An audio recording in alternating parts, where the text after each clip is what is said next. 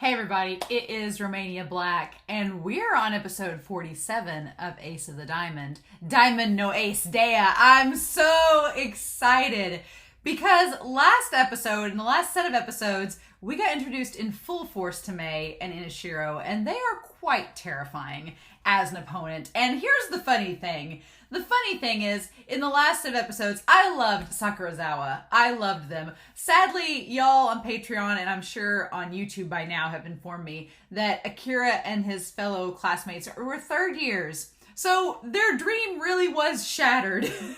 Mei, the destroyer of dreams, really did come in and just wiped them out. Here's the funny thing, though. The funny thing is that watching the Sakurazawa match, it was kind of humorous, right? Because they'd have this big swelling inspirational music and this big pep talk every inning, and then Mei would come in and the record would scratch and he'd be like, whoop, nope, no you won't, and would just stop it. And it was humorous in the moment during Sakurazawa's match because it's subverting what you think is going to happen, like the big motivational speech in a sports anime. It completely wipes it out and it's played for humor. The funny/disturbing thing is that when we actually have Sato versus them, it's not going to be funny anymore. It's because we're going to want Sato to win. So, yeah. So there's that. But Mei is such an arrogant little gremlin. I think it's been kind of conflicting on Patreon. There's some people that like Mei, some people that don't care for Mei. I like Mei. I think I like him more than I thought I would because his partner is there. I don't think is it Hamada? I'm going to look in the episode, but his partner is there. And his partner is like the levity. He's the balance. So whenever Mei starts to get a little too cocky or a little too arrogant, then his friend comes in and he's like, I'll kill you. I'll punch him later for you. And he gets that levity and that grounding. So I think that helps. I think if that friend wasn't there, Mei's arrogance would kind of get the better of him, but that's not the case. So I am so excited to see Mei in this series of episodes. I really am. But a fellow patron, Kelsey, sent me a message and told me very nicely, did not spoil anything, but just said, hey, heads up, you might want to watch 4 episodes this go round. It'll lead better into the following week. And I thought, sure, I have the night to record. I was going to record 3 episodes, but you know what? I can record an extra one, and that'll work out really nicely. So we'll do episodes 47, 48, 49, and 50 in tonight's reaction, and then we'll go 3 episodes next week. And at some point, I'll do one more set of 4 episodes to round out season 1, because I think it's going to end up, I'm going to need to do one more series of 4 episodes, and then the others will be 3. So I think that the math, I'm not a math major, but I think the math adds out like that. So yeah, we're doing 4 episodes. Thank you, Kelsey. She did not spoil me. That's all she said. And I was like, fair enough. I'm game. I really like these 3 episode blocks. I had talked previously about doing 2 episode blocks in seasons 2 and season 3, since they're only like 25 or 50 episodes. Nah, I like the 3 episode blocks. So we'll make it work, but I do like doing 3 episodes at a time at least. I probably would not do any more than 4. This is probably the max because 4 episodes is a lot to process and take notes on and to edit and everything. So probably 4 is the max, 3 is the norm for this series since it's so long.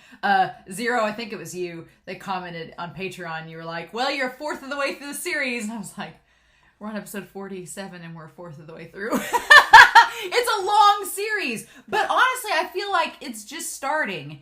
And for it being so long, it stayed fresh. Like this series has stayed fresh and we're getting introduced into these new opponents and everything. And I'm really amazed by that because going into this series, that's the one thing I worried about was that it would get stale, that things would get old. It has not. It is just ramping up. Like I'm more excited now for these episodes than I have been for some of the other previous episodes. I love Yakushi. Raichi is my man. But I have a feeling Mei is going to be very interesting. And so, yeah. And of course, there's Miyuki. Miyuki and Mei know each other. They have a past. Is it the X story? I did a whole thing on Patreon and it was we had a little fanfic discussion. I need Miyuki Mei ex-lovers fanfiction right now. I need it. So yeah, but anyway, let's start this episode, shall we? I've rambled enough. We're going to do episodes 47 through 50 in this reaction. Thank you all so much for watching. I'm so excited to watch with y'all, but let's do this, shall we? We are going to start this reaction with episode 47 here in 3, 2, 1, let's go.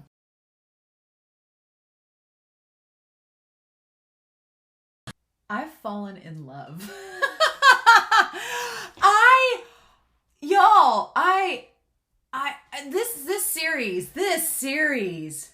This series, I have really enjoyed it as a sports anime up until this point. I have. I was really worried going into the show. I was like, man, this is 75 episodes in the first season, 50 episodes in the second, 50 episodes in the third. Like, it's a crazy number of episodes, right? It's like a 175 episode series, and I've not dived into something this daunting in ever on this channel. And I was like, I've never dived into a show this big. And so I was like, that's a lot of episodes.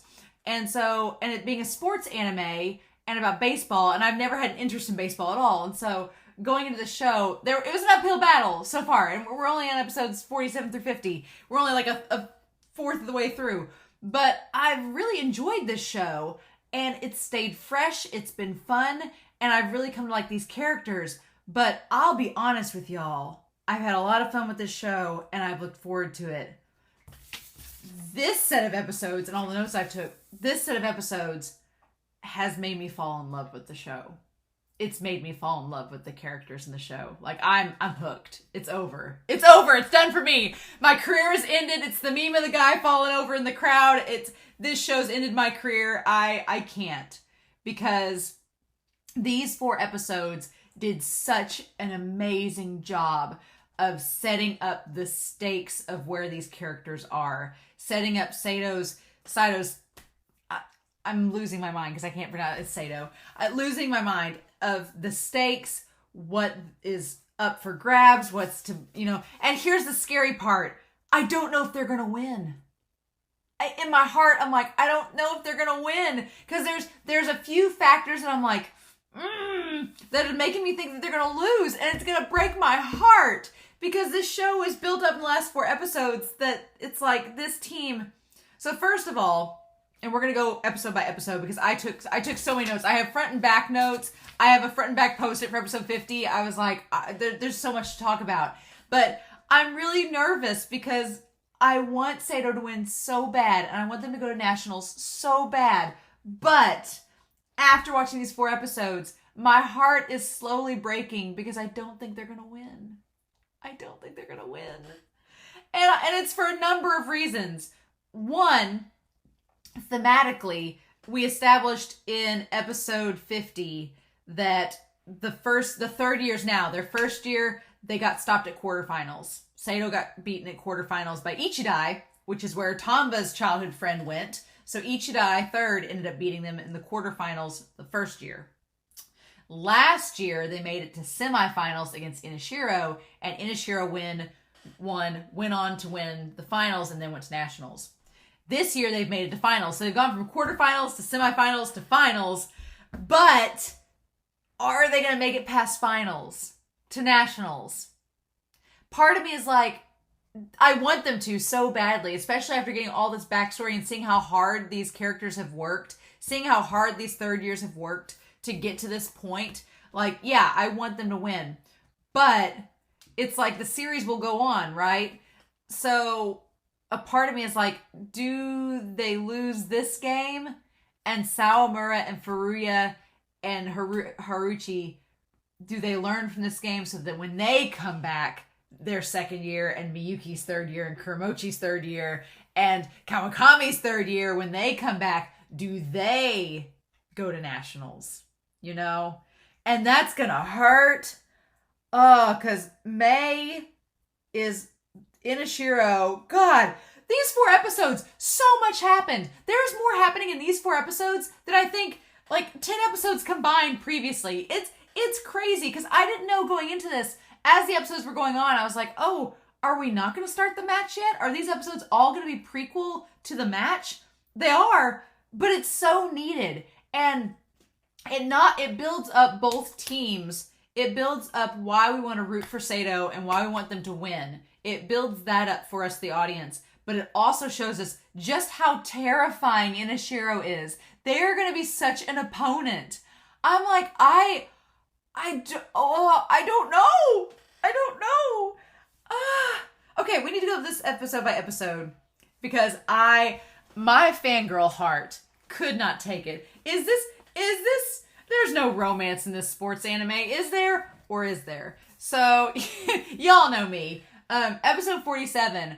Oh my god, Miyuki, I've wanted Miyuki backstory since the start of this series. Since the moment that he got mad at Sawamura for putting Chris Senpai down, I was like, I need to know Miyuki's backstory. It's taken us 40 episodes to get to it, but we finally got to it. Man, Miyuki is such a character. He's very, in sports anime world, he's very much like, he has like a trolling quality to him. I would compare him in other anime to like Dazai from Bungo Stray Dogs or like Gojo or stuff, but kind of more like Dazai, I guess, in that he wants a challenge. He likes the challenge. He likes to be tried and tested and to win over his opponent. That's what he likes to do. And it fits Miyuki's character so perfectly because Miyuki, right from the onset, first of all, Miyuki is adorable as a kid. Little tiny, chibi Miyuki with the little hat turned sideways and the big glasses and the big cheeky grin. Just want to pick him up and put him in my pocket. So freaking cute. But what I love is that Miyuki, his character has always been like, we show the comparison of him being short and then making fun of him because he's short. And I love that he says he wants to be catcher because you're always kneeling down. So your height doesn't matter. Nobody judges you for your height as the catcher because that's not what's important. In the pitcher position or something, because they made the comment, he could be a pitcher, which I hadn't even thought of that. But he pitches so well during the games that, yeah, it makes sense. And he knows a lot about pitching styles, so yeah, it makes sense. He could be a pitcher. But he wants to be a catcher. That's his passion.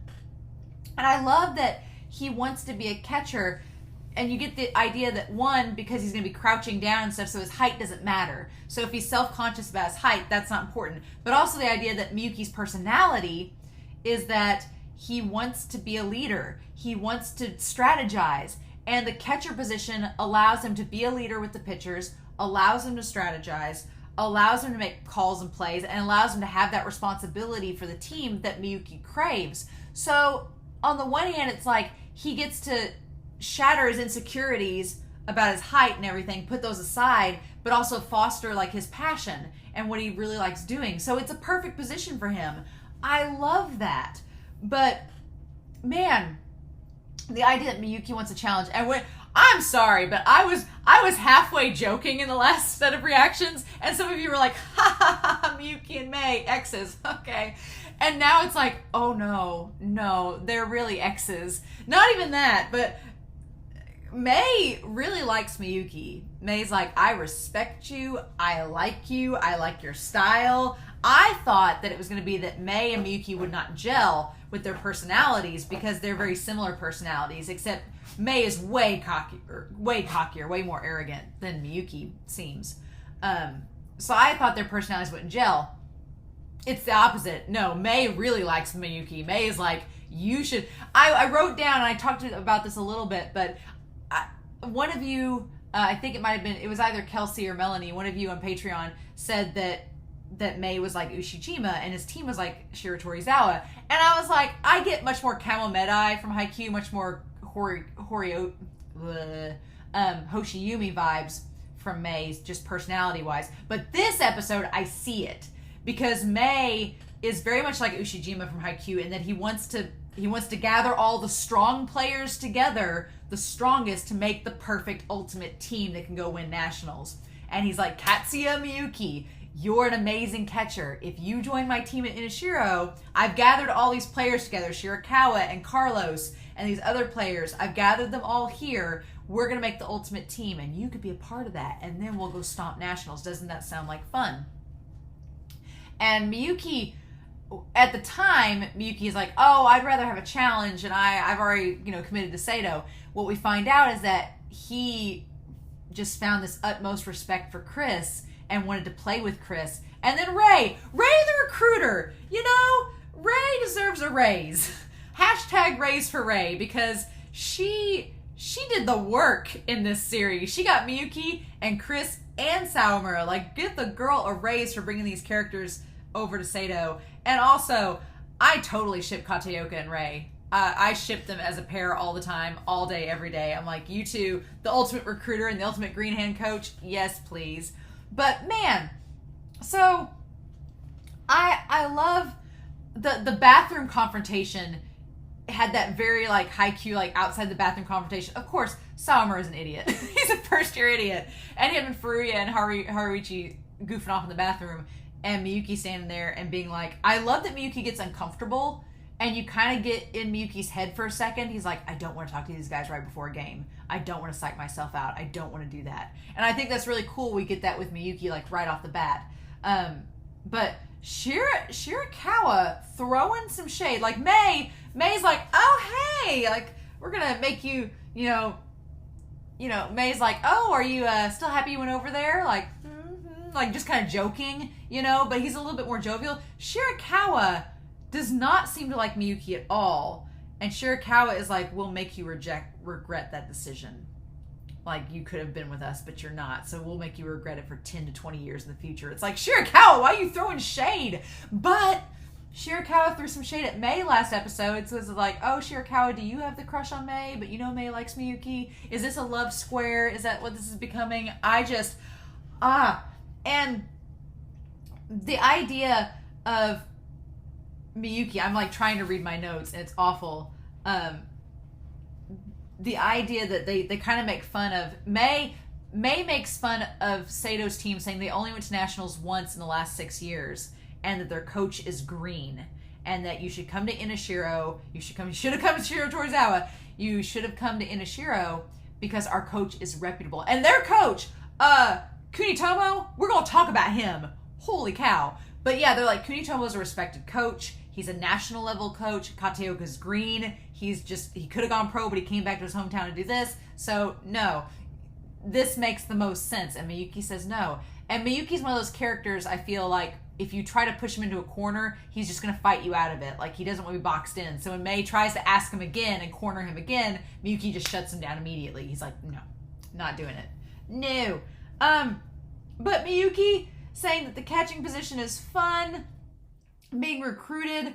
I really liked in the flashback when we saw the semifinals of Inashiro versus Sato, seeing the totally different dynamic of the team. Like, Sato looked frustrated, they looked panicked, and it was weird seeing it from like an outside perspective, because usually during the games we're with Sato, so we get to see the inner workings of what they're thinking of. That flashback felt like we were watching like an opposite team. And Sawamura wasn't there, so like his sunshine personality wasn't there. Furuya and Haruichi weren't there. So it was a totally different dynamic, which is really cool because it's establishing in the show just how much 1 year can change things. How much one change of players can really impact a team. But yeah, we also get Miyuki's home life. And man, I felt really sorry for Miyuki. Because, and it's nothing to really feel sorry about. I mean, his dad doesn't seem like a bad parent. His dad just works in a shop and he's always busy. Can totally relate to that. And Miyuki's like, okay, well, my dad's busy. So, and his dad doesn't seem to like, be bothered by the fact that he's playing baseball. It's something he's doing. But when he goes in the house, you see the picture of the mom and her picture's still there, which makes me think that she died. Because, why would you have, if he divorced her, I don't think he'd have a picture of her like right there when you walk in, and it's of him as a baby. So it sounds like Miyuki's been by himself for quite some time and baseball's been a way for him to keep, it's something he's passionate about, but it's been something to do since his mom's not there. And it shows him making the dad a meal and he put the little foil over, like the little plastic wrap to keep it warm. It's so, so touching. And just getting that insight of Miyuki having to be self-reliant and self-sufficient from an early age, and just the idea that he's had to be reliable and plan things out from a young age. So it only makes sense that those skills he's developed transfer over into baseball.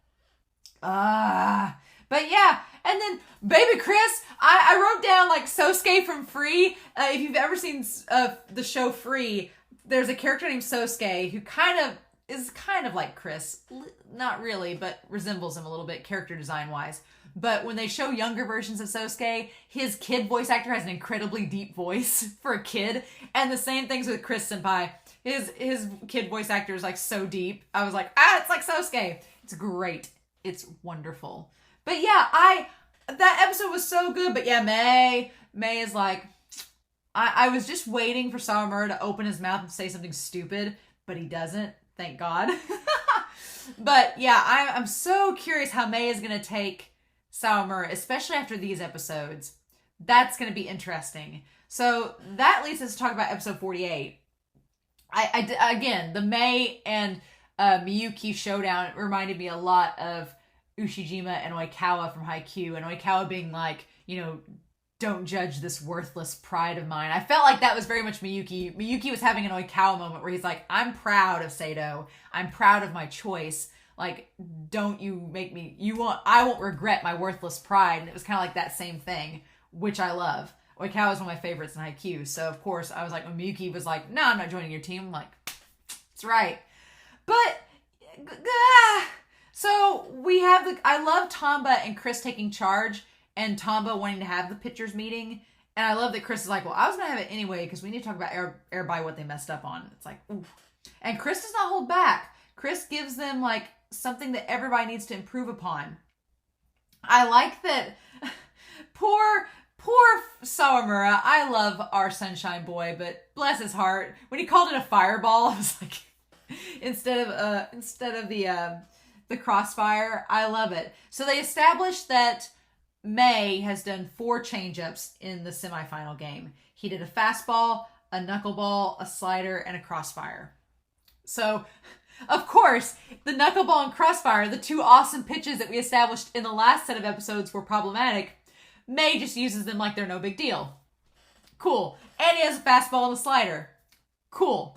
Like everything we've been building up as a bad thing or something powerful, May just uses it right off the bat. And they established that May knew that Sato was watching, so he obviously wasn't doing the best he could. Or he was aware of what they were seeing. So that's fun. That's fun. I love Yuki as the captain in that moment, though. When he told the team, he's like, I believe in our batters. I believe in us. We've worked hard. We just got to keep working hard and we'll be able to do it. Like what he said, whether it's realistic or whether you truly think he believed it, it's what the captain needed to say to keep the team morale up, especially after watching that semifinal. Because if you'd watched that semifinal and saw just how badly, Sakurazawa ended up being beaten, it would be kind of demoralizing thinking, oh, I've got to face them next. And so, Yuki did the best he could in that situation to try to raise morale, and that was really cool. But here's the thing. As much as we've spent these last episodes showing Sato and everything they're doing to prepare for this final game, when we go to Inashiro, it is a well-oiled machine. Like, I was talking about Shunshin's team, about how they were a well-oiled machine, and some of these other schools. No, Inashiro. Kunitomo, I feel like, is what the Sensen captain, the Sensen coach wanted to be. Because the Sensen coach had been coaching for 40 years. And he was a veteran, and he thought very highly of himself. And so when he got outplayed by Kateoka, he was like, well, I still have a thing to learn. I feel like Sensen's coach wanted to be what Inashiro's coach is. Because Kunitomo and Kateoka have a very similar intimidating vibe. Like, they're super intimidating, like, very well respected, like, super intense. But Inashiro's coach, he just can look at you and crack his neck, and you instantly know what he's saying. I feel like Kateoka can be kind of hard to read sometimes, but Inashiro's coach, nope, you get exactly what he's saying. And I love that the manager, of course, every team has a paranoid manager. It's great. But the manager for Inashiro is like, well, what are you worried about the pitcher relay? And Kunitomo's like, no. Because a pitcher relay, yeah, it gives them the advantage of having a pitcher with stamina constantly cycling out. But it means that they don't have a pitcher who can carry the game. And that is such a clever, astute observation. He's like, if we need May to pitch the entire game, he'll do it because he's a strong pitcher. If we need Iguchi to go in, he's a strong pitcher and pitch the whole game, then we will. But we don't have to rely on the relay because our pitchers are strong enough to pitch the whole game. I don't think anybody on Sato's team is strong enough to pitch the whole game. I think if Tamba hadn't been injured, he could. but he's been injured, so he's got that problem. Furuya has a stamina issue, so that's going to be an issue. Sawamura is still a loose cannon who's not perfected his pitching, so that's a problem. And then there's Kawakami. And I'm going to be honest, Kawakami worries me a lot. He worries me very much, and we'll talk about that in the next episode. Yeah, we're going to talk about Kawakami. But he worries me probably the most out of the four. Because like they said, he's having confidence issues, and he's the cleanup. Miyuki's frustrations are valid. He's the last pitcher they have. So if they need him in a pinch, Kawakami's got to be on his game. And if he's not, they're going to lose. So that's, when I say that I'm worried this team's going to lose, I'm worried Kawakami's going to have a moment, and it's not going to be good. And Kawakami's a second year, right? So it could be a chance for him to learn going into as a third year. I'm like, I don't know. But yeah, I'm really worried about Kawakami.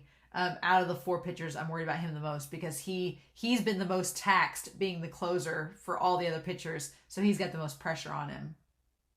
I love that Inishiro's banner is ambitious. That's their motto, ambitious. Because it fits Mei to a T. Like, Mei is ambitious. Mei wants to win nationals. He wants to get the perfect team. He wants to gather everybody together. He's like super extroverted and excited. Like, Mei and the ambitious logo fit perfectly. And then we showed, that was so insane and genius. Having the 4 different styles of pitchers is what they're practicing with. They're practicing with pitchers imitating the 4 pitchers of Sato. That is some next level big brain insanity. That makes me scared. It really makes me scared that they're practicing like that. So the question becomes in episode 48, is Mei perfect? Because by the semifinal game, he seems pretty perfect. He pitches like strike, strike, strike, everybody's out. And the answer is, he is not perfect. Because Coach Kateoka doesn't answer the question, but Mei is really frustrated because Yuki, of course Yuki, as we see in the last episode, Yuki's the one that gets the swing and gets the homer that starts the momentum. I really hope if they're having a down moment during this game that Yuki makes a home run or makes a play and strikes off of Mei, and that's what boosts everybody's morale. I hope that happens. But the opposite could happen too, because Mei gets frustrated. He's like, that guy Yuki, their captain, got a hit off me last year. If we can shut him down, we'll ruin everybody's morale. And he's not wrong. That's a crushing blow if that happens. So, but Mei is not perfect. And I like that we got a little preview of what happened at last year's Nationals, that he messed up the final pitch of the game. And messing up the final pitch of the game got them 1 run to win. Whew. And I like that the coach, Kunimoto, says that Nationals taught that snooty first year the harsh reality of baseball. That things don't always go your way, that you can be arrogant and want the world, but it doesn't always pan out. And what do? So that line, that was so freaking cool. So we've got 2 other players for Inishiro introduced. We have Itsuki and Iguchi. And Itsuki is the catcher and Iguchi is the pitcher. And Iguchi is like he's a third year instead of a second year like Mei, but he's the relief pitcher. And so you can tell there's a little bit of animosity, and Mei, you can tell, is really worried about being taken off the mound. Like, Mei is extremely driven. He's like, I'm going to do the best I can because I don't want to get taken off the mound. It's like, okay. And so he's a little bit antagonistic towards Iguchi, which even Itsuki is like, we're on the same team. It's fine. Harada. I kept trying to say what his name was at the beginning when I was like, I like Mei's character because Harada balances him. Harada is the captain of Inishiro. Makes total sense. He's like, damn it, I've got to babysit this brat. I love it though. But I love it. I love that Harada is the one that keeps Mei in check and helps ground him. I think that's really, really cool. So then we go back to them practicing the pitching styles. Furuya is a simple, pure beast. He just wants to pitch. That's all he cares about. And we'll talk more about Furuya. But I'm sorry, the moment that Chris was teaching Sawamura about, he's like, okay, it's 2 outs, runner on first and third. What do? And the moment Sawamura said, who's the batter? It was like, everything Chris has taught him coming full circle. And old Miyuki realizing that our boy Sawamura has so much potential. And so that leads us into episode 49. Rio worries me. I said Kawakami worries me. Rio worries me too, because even though Rio is talking about like using the adrenaline in the game, if this game goes on a long time, which I think it's going to, I think it's going to be like a 9-10 inning game. It's just going to run us to the ground. Even if we have this long game, even if you got adrenaline pumping through your veins, that leg's going to act up eventually. And that's what I'm worried about, is that a play is going to happen. There's too many variables. Like right now, Inashiro doesn't look like it has any bad variables. Like we've established Mei's not perfect, which is good. But right now, Inashiro's looking pretty confident and pretty like flawless. Whereas Sato has to worry about Rio and his stamina and injury to his leg. We've got to worry about Tamba still recovering. We've got to worry about Sawamura. We'll talk about him. We got to worry about Furuya's stamina. We got to worry about Kawakami's heart and confidence. That's what worries me, is there's a lot of factors there that could either go great and be really inspiring moments, or it could cause the team's downfall. So I don't know. I do like that we established Tamba is not good at bunts, but Sawamura is. See, I thought that if Rio was injured, and because he bunts a lot, Sawamura could come in as someone that bunts. I thought that would be really cool. And Sawamura's like, I hate that I can do this. I love that in the episode. He hates that he has this talent. But I really thought that maybe he could go in. The breaking ball scene where Sawamura's like, I want to learn a breaking ball. And Chris and Miyuki are like, the night before a game? Hell no. But what he wanted to do was like improve what he already was doing, which was a breaking ball. And of course, Sawamura doesn't realize what he's doing. And Miyuki's like, really? You really don't realize it? So, Azuma showing back up. He was the nostalgic face. I love that Azuma was back. And I love that the animators made him intentionally gain weight so they could prove that point there. But him going pro is so freaking good. Even though he's only second string, but he's still pros. But I love that we get this rematch. It seems so fitting right before finals to show how much Sawamura has grown that we do the rematch of Azuma versus him from the first episode. God, that seems like forever ago. That seems like so long ago, and it's 10 months in the series. But him hitting Azuma's stomach, hilarious. I love it. I love that Azuma is focused on expressing the pitchers and their issues. And June being so happy to see Azuma. June had a lot of focus in these episodes. I was really surprised that we got a lot of June focus. I totally ship him and the manager. The dark-haired manager and June, I ship them so hard. I need to look up her name. They're a perfect couple. He'll eat her onigiri that she makes for him. I'm so like, and she's so sweet. Like saying, is she, Jun-kun, or it, oh gosh, I can't pronounce his last name, but saying it, Kun, so good. But yeah, so they do the analysis of the pitchers, and Furuya's not doing bad. Furuya and Tamba seem like the strongest going in to the episode of being pitching wise. Sawamura's issue is just control and getting it under, grips. And I think that if he focuses on the cutter, he'll be better, but you don't want to do it too much to where the opponent can predict your moves. But Tamba's good. He's just a little bit cautious because of his injury. Furuya is good, but his problem is he doesn't have a lot of stamina. So Furuya's going to be like our quick in and out guy to like get people in and out. I like that Miyuki says Tamba has his eyes forward, which is a good thing. I like that he establishes that because it's established in this episode that if Tamba looks back on the past too much, he gets frustrated, right? And he doesn't do as well. And so if he keeps his eyes forward and keeps his momentum forward like an ace, he'll be fine. But they notice, even Ray comments that Nori is way too cautious and mentally fatigued. And that's the problem. That he hasn't, Miyuki says it's more about heart than technique at this point. He's like, you got to have the mental fortitude to play this game or it's going to all fall apart. So it's like, you can be a great pitcher, but if you don't have the mental stamina to keep up with the game, then we're going to lose track of things. And they're questioning whether Kawakami has that mental stamina to stay in the game. And that's what I'm worried about. I'm worried about that personally. Chris's line that he's quickly getting out of reach. The Sawamura's potential is starting to unfold.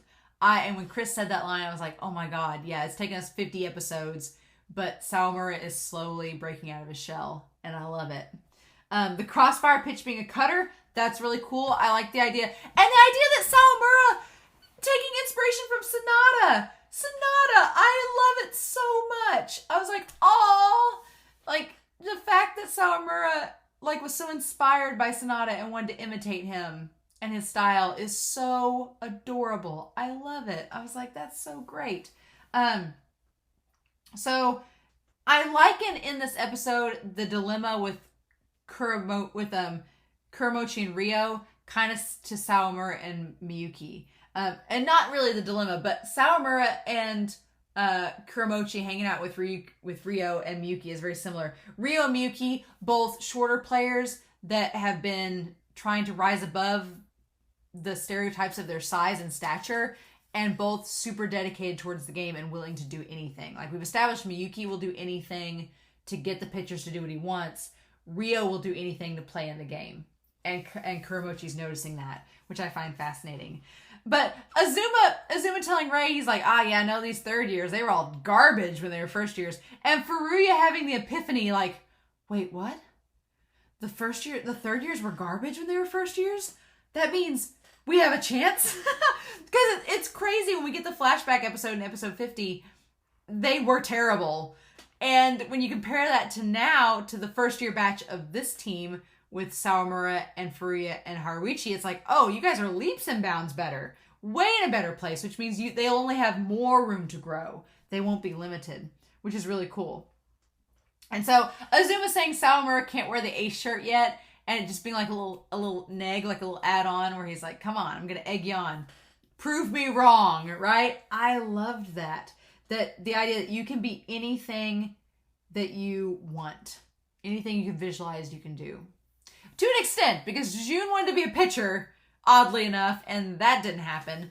But man, and then Kateoka being harsh on Azuma makes total sense because Kateoka had the chance to go pro and he chose to coach in his hometown. That's another comparison between him and Kunitomo. Kunitomo went back to coach in his hometown, and so did Kateoka. So those two coaches, much more similar than they seem.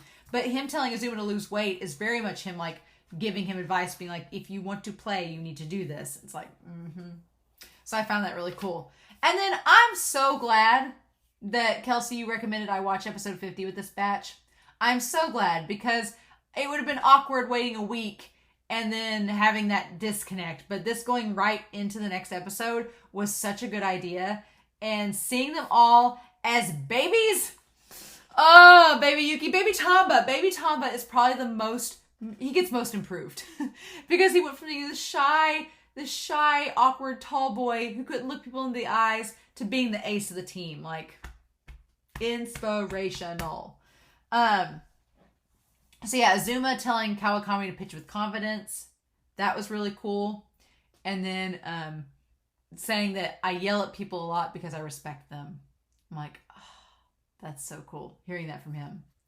So the pitcher relay was really, we've had a pitcher relay in all the games, but in the practice round, Kateoka like hitting the ball with his bat and then having the relay of all the infielders, that was so cool. Seeing it like all in motion, like I could instantly picture an actual baseball team doing these drills. And that was the really cool part. The animation, the yelling, the calling out moves, everything. Miyuki standing at the catcher's mound yelling out plays. Like, we got to see it from Sawamura's perspective, and it was so neat. I loved it. But yeah, the idea of the hopeless year of where the third year started, that's so cool. And it makes sense now, too, why May was so like, Sato. He's like, have you seen those guys last year? They didn't even make it past quarterfinals. Like, what? It makes sense why May thought that Miyuki was crazy for choosing that team. But we all know he made the correct choice. It was his destiny, as he says. But yeah, Tamba respecting Chris. I love that. Chris Senpai is a damn perfect cinnamon bun. I love Chris. He's just like perfect in every iteration. Baby Chris, perfect. Teenage Chris, perfect. High school teen about to graduate Chris, perfect. Like, just, he's perfection. The thing, and so many parallels back to the first episode. So all the third years running with the tire, like Sawamura, them being in the hot spring or in the bath with the coach, and it's just Yuki, and then Yuki slowly, like, leans into the water out of embarrassment. So good. June with the manager. And then, going back, I didn't even recognize the catcher that works with Tomba at first because he was so skinny. He hadn't gained all that muscle. I didn't even recognize him. Yuki doing his 500 swings. I think Raichi was 1,000, which for Raichi's character makes sense. But Yuki doing 500 swings a day. And it's just the establishment of all this hard work, that these characters can do these good things, and they've gotten this far because they've worked extremely hard, which sucks because Inashiro has worked extremely hard. And so now we're going to see these two teams that it's what a final should be, right? There's no easy team that just narrowed their way in and just walked away with it. No, these teams have had to fight for their position. And here we are. So there's little things throughout the end of the episode. That shot of Chris touching his shoulder, I'm like, show, you didn't have to do that. You really didn't have to show us his shoulder. We get it. He's going to have a shoulder injury in high school. And you didn't have to show us that. He's going to have a shoulder injury within the year. You didn't have to show us that. But yeah, Tomba, the catchers, and then on the manager's notebook, the phrase, practice makes permanent. I love that. I love that because here's the thing. The question of May, is May perfect? That question doesn't matter because practice doesn't make perfect. I teach English and I always tell students, I'm like, practice does not make perfect because things always change. Dynamics change. You can't always predict the circumstances. It goes back to why May lost the game at Nationals because things happen. There's no such thing as a perfect game or perfection. So you can't really strive for perfection because it doesn't exist. So practice doesn't make perfect. It makes permanent. So you practice these things until they're like breathing. They're part of your body and they're like permanently etched into your being. Like that's so cool. And then yeah, the final, I mean, they're building this up so much with these characters. They're like, this is our final year. This could be our last game. We want to go out with a smile. I'm like, I feel like they're just setting them up to lose this game. And it's going to break my heart if they lose it. But then I'm like, I also want them to win because I want them to go to Nationals and I want them to beat May's team and I want Miyuki to prove him wrong. That's the thing. I want Miyuki to prove May and Shirakawa wrong, right? Because Shirakawa is so convinced that Miyuki is going to always regret his decision.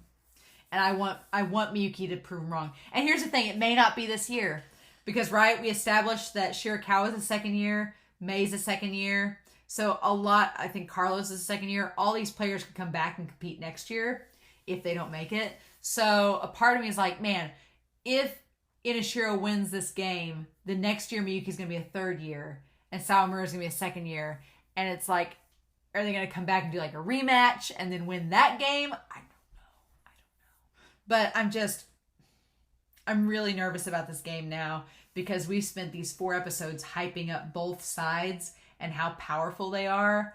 And now it's all coming to a head. And the scary thing is, in last year, Inashiro lost by 1 in Nationals in the 3rd round. So just imagining like the terrifying teams that are out there, other than the local Tokyo ones, is pretty freaky. It's pretty freaky. But, these episodes were so darn good. I'm hooked. Y'all did it. You were like Romania. Just you wait till you get to this 4th of the way through the series, and then you'll be hooked. These episodes did it. I'm in. I was in before, but now I'm like, there's no going back, obviously. But I love this series so much. I am so curious to know your thoughts down below. These episodes were wonderful. So I'm curious to know your episodes down below. This is probably the most I've ever talked about this series. And we did watch 1 extra episode than usual, but still. I have a feeling that this final match for finals is going to be long. It's going to be really hard. And it's going to be hella entertaining. I am ready. So, with that being said, next week we'll look at episodes 51, 52, and 53. So we'll go back to a 3-episode structure for next week. But in the meantime, I hope you all enjoyed this reaction. I hope you all have a wonderful week. Please stay safe, take care, and yeah, I'll be back next week with more Ace of the Diamond. Bye.